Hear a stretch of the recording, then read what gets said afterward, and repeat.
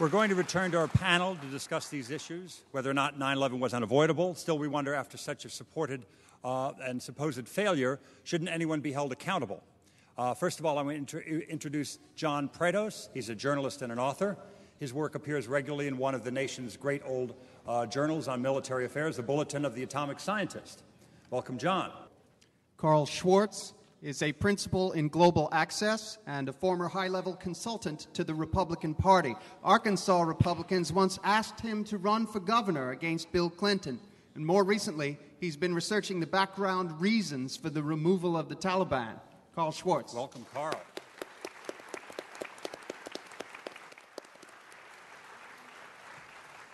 Mr. Prados, who, if anyone in the government, should be held accountable for 9/11? Who's to be held accountable? I think it's pretty clear.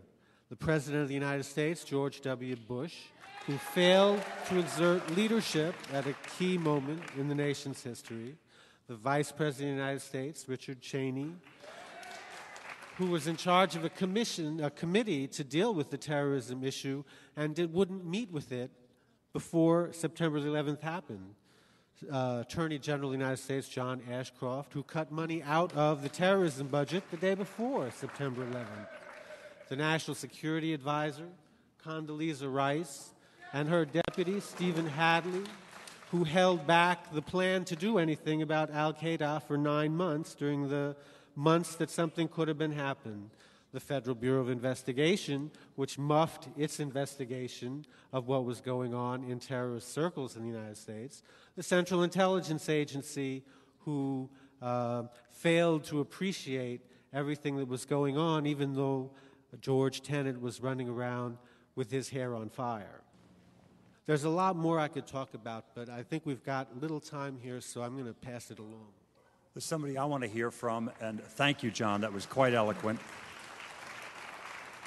You know, not only was the Clean Air Act, Clean Water Act signed under President Nixon, but a lot of the recent environmental laws passed we couldn't have done without Shuri Boehlert and John Chafee, now deceased, and Lincoln Chafee, and wonderful Republicans who've stood up in the environment. We have a Republican here tonight who's here to prove this is and should be a nonpartisan issue. I'd like to hear from Carl Schwartz, please. Carl. Every time I hear the name Ashcroft, I have to remind myself this was a guy that lost an election and a gubernatorial in the Show Me state to a dead guy. And then his next job is to come before every one of us and treat us all as an al-Qaeda suspect. So I am not real proud to call myself a Republican these days. I tell the simple story that I became a Republican in 1980 because of Bill and Hillary Clinton, and I became an independent recently because of George Bush. There have been several things said this evening. These are just factual, correcting things. We talked about this backstage. Because of the media and the timeline and how people put all this together, the doctor brought up Unocal a minute ago. Unocal is actually owned by the Venezuelan government-owned Petroleus. They are not a U.S.-owned company anymore.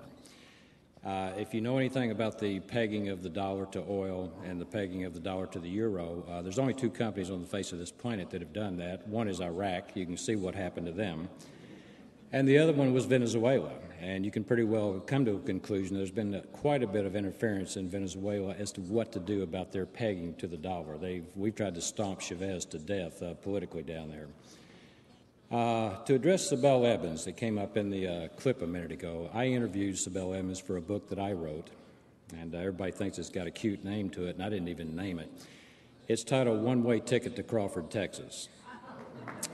A conservative Republican speaks out. Where my story started in this actually started in 1999. I left Wall Street. I've been in this city many, many times. In fact, I've been in the World Trade Center many, many times. I used to office with Pre-Base Capital Markets at 100 Gold Street.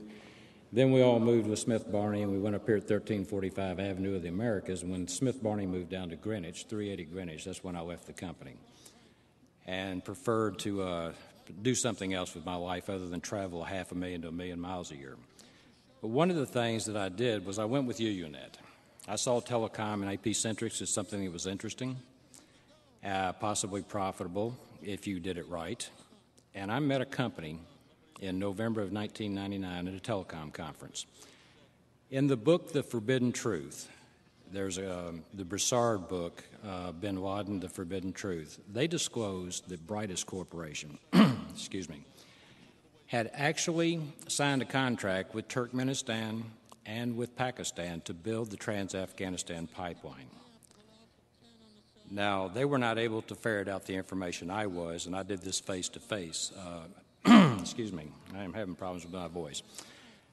What we found is that the Brightest also had a contract with the Taliban and with General Rashid Dostum. The last remaining obstacle after our government and after our influence peddlers had put enough pressure on Turkmenistan to upend that government's agreements with Brightest. They also upended Pakistan. There's a good possibility when Bhutto was overturned, we may have been behind it. We have a lot of companies over there, including 4 that have electrical generation power plants in Pakistan right now, and they've had them since the mid-1990s. They wanted and need cheap natural gas to make those projects feasible. Now, some of you may have heard about the Enron-Dabol fiasco in Dabol, India.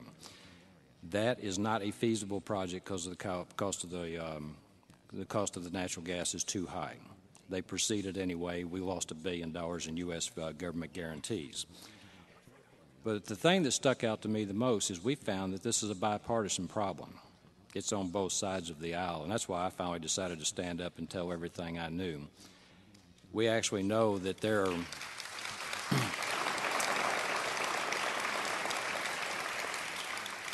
we were actually putting RICO lawsuits together to go after certain parties, not about 9/11. Our research had nothing to do with 9/11. It had to do with international securities fraud. It had to do with telecom fraud. Because of an interview that I heard on the radio one time, that led me to Sibel Edmonds. I'm not under a gag order.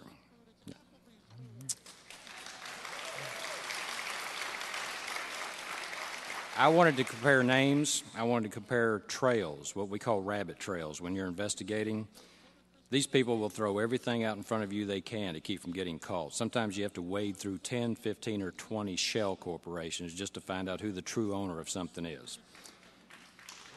And what we found was the same thing she found.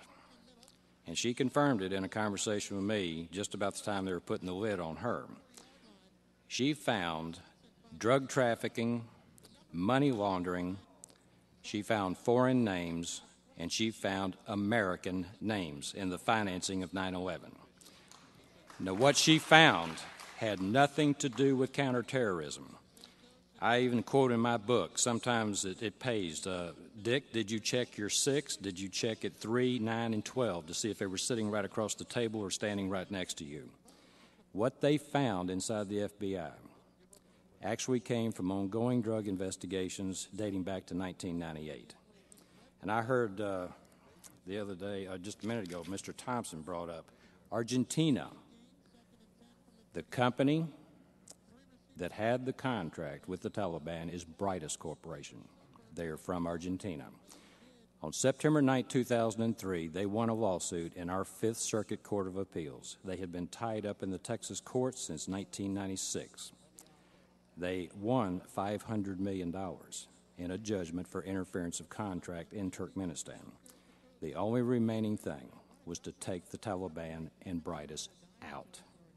And then we control it all. We control the Caspian Basin oil. We have the pipeline to get it to the sea.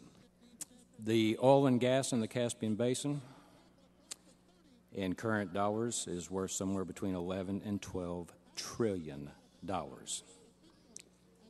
If you look at who was on the 9/11 Commission, on the Democrat side, who was directly benefiting, Mr. Ben Venice law firm was the law firm that kept Brightest tied up.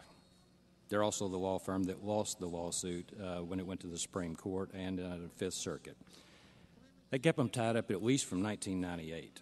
They're involved in Pakistan, Turkmenistan, Kazakhstan, and Uzbekistan in about 20 different ways. You got the guy Thompson, the Republican governor, former governor of Illinois. He is sitting on the board of FMC. They have an oil and gas subsidiary. They make equipment. They're selling a lot of it overseas in the Caspian. Jamie Gorelick, I thought she was going to be a go-getter. I mean, I was rooting for her because she acted like she knew what she was doing. She sits on the board of Schlumberger, which is a competitor to Halliburton. Just within 2 weeks prior to the 9/11 Commission saying Sinai died and handing it over to the President and Congress to change our rights some more, which is what I think they plan to do, Schlumberger finally comes forward and admits they're having record profits in this last quarter, and they're doing a lot of big bucks business in the Caspian Basin. If you look at the reality that Brightus had a contract with the Taliban, we had landlocked oil and gas deals. We had to get it to the ocean. We had people actually doing business in Pakistan. You literally have to look at 9/11 and all of those foregoing issues as inseparable. There is your Pearl Harbor. And that our government can sit there and contrive policy like this. I came up with 4 words in this book. One was hopelessness. I see it all over this country, and I've seen it for a long time. The second word that came up to my mind was the indifference of our government. When you were speaking about the EPA, they can literally change reality because they're afraid it may affect something. And their policy does not have anything to do with quality of life or life. If it snuffs your life out economically or health-wise, so be it, if they think it's good policy. And it's both sides of the aisle in D.C.